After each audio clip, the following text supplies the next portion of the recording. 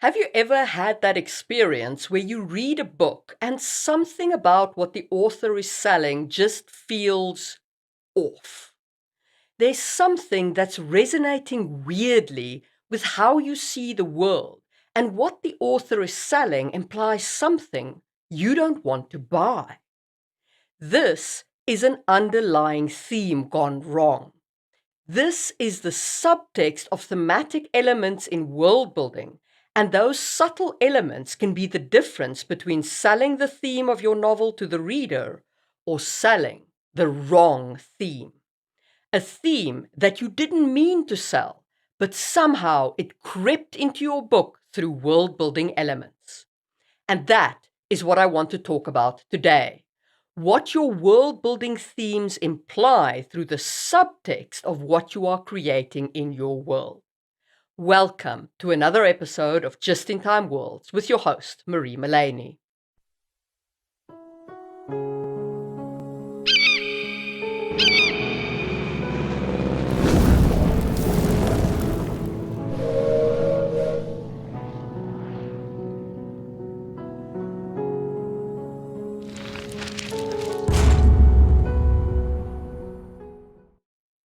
First, let's explore the intersection of magic and thematic elements. Magic in stories often represents a person's exceptional power. There are some exceptions to this, and we'll talk about at least one of them. But for the most part, magic is tied to an individual and represents real power given to the individual. Think about almost all the magic school stories or even superhero stories. Someone who is downtrodden, a nerd, bullied, not physically powerful, or in some other way disadvantaged, gains magic of some kind, and this represents an empowering moment for that character. But it is that character who gains power because that's what magic represents in the story. If magic is like this in your world, a power that an individual can wield, it is vital to consider the broader thematic implications of your magic system's source, costs, and limitations. Especially if those themes are not immediately apparent, they can creep into your narrative like thieves in the night and wreak havoc with the themes you're actually trying to work with. A common pitfall in world building is the creation of genetic magic systems, where magical abilities are exclusive to certain bloodlines or races. This can inadvertently suggest the theme of inherent superiority based on birthright. Terry Goodkind's Sword of Truth presents a magic system with inherent hierarchy and power divisions. This can be seen as a commentary on social stratification and the idea of being born better. These themes, whether intentional or not, significantly influence the narrative and the world perception. The problem with these genetic magic systems is that often there is somebody or something that is looking to enslave the non-magical community or is hell-bent on the destruction of the non-magical community. But then a hero from the magical community side arises and overthrows the magical threat. And after that, everything remains at the status quo level. The implication there is that there is nothing wrong with the stratified system put in place by some people being born with power and some people being born without power. The system is actually fine. You just need to have better people in charge. If you take this back to our world and our history, it's like saying that there was actually nothing wrong with a system of government based on nobility. A system where the people in charge are determined by birth is actually fine. All that you need is when the occasional bad apple is born, a hero needs to arise who can then go and take care of that bad apple. And of course, that hero must come from the class that has power because of their birthright. Because those without power, which I will tell you is you and me most of the time, those without power can't save themselves. Moreover, Those not born better shouldn't be allowed to be in charge of their own lives. Now, I am not trying to say that this is what Terry Goodkind meant to say with his thematic explorations. I'm just saying that it is very easy for that kind of thematic element to creep into a genetic magic system. So if you have a genetic magic system, you have to think about what that theme is and what it's saying about your world. I'm not saying don't use genetic magic systems. I'm saying be aware of the baggage they bring. A similarly fraught magic system is one that is gender-based. In Robert Newcomb's The Fifth Sorceress, we observe a magic system that is deeply intertwined with gender.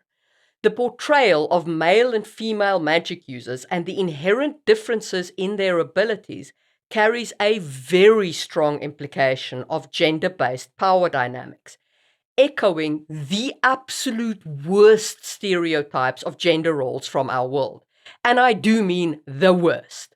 The female magic users are promiscuous, which is seen as a bad thing in the world. The male magic users are all the good guys.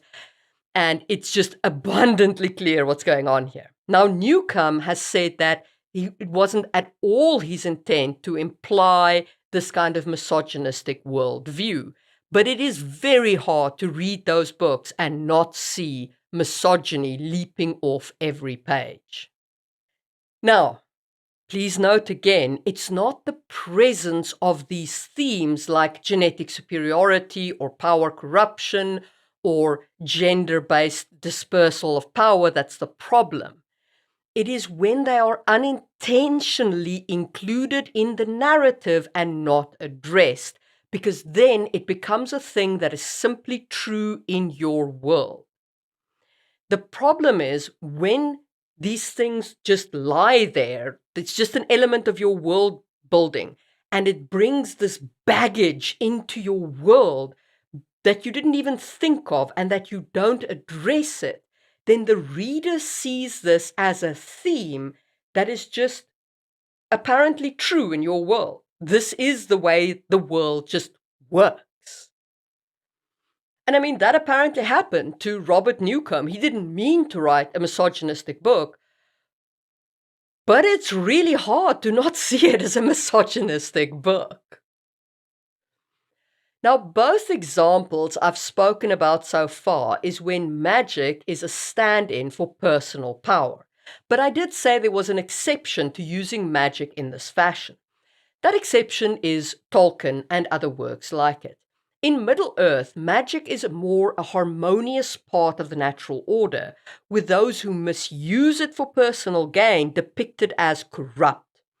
This approach highlights themes of respect for nature and the danger of disrupting the natural balance. So you can use magic as something other than personal power, but you need to then ensure that you have very few actual magic wielders, and that magic is more of a background force that drives the overall fantastical feel of your world rather than being a power source for the individual. Magic is a central element in fantasy world building, often embodying the deepest themes of our narrative. It is really important. It is a really important part of world building, and you need to think about what elements you're introducing in how magic is distributed among people, what the limitations of using magic are, and what the costs of using magic are. You can unintentionally introduce a theme that has very heavy implications. And if you leave it unaddressed, readers will draw their own conclusions about what you're trying to say, and you might not like the words they put into your mouth. However, magic is not the only world-building element that has this kind of theme creep. So if you've enjoyed this discussion of magic and themes, hit the thumbs up button, and let's talk about economics and unintended themes. While it might seem like nitpicking, the way materials are valued in a fantasy world can reveal a lot about the societal structures and the value placed on sentient labor. To understand that, you need to understand the worth of any given item, from the clothing we wear to the glass panes in our houses. This worth isn't just about the raw materials, it's predominantly about the labor and time invested in transforming the raw materials. Factors like transport and storage also play a role in determining value. It's all about time, really. Think about wine, where the cost is more about the storage than the grape. Now, before the Industrial Revolution, items like cloth were expensive because they required extensive human labor. But with the advent of automation, tasks like spinning and weaving became cheaper because you no longer had to pay a human or even just feed a human to do them. This significantly reduced the cost of clothing, glass, ceramics, just about everything we use. And this change reflects how technology can impact the value of human labor.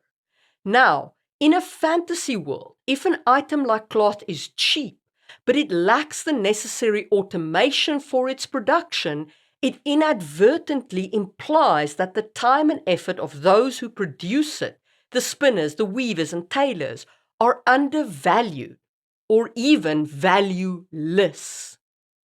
This theme can suggest a societal disregard for certain labor classes, hinting at exploitation or even a form of enslavement.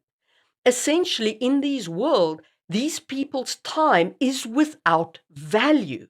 So one of two things are true.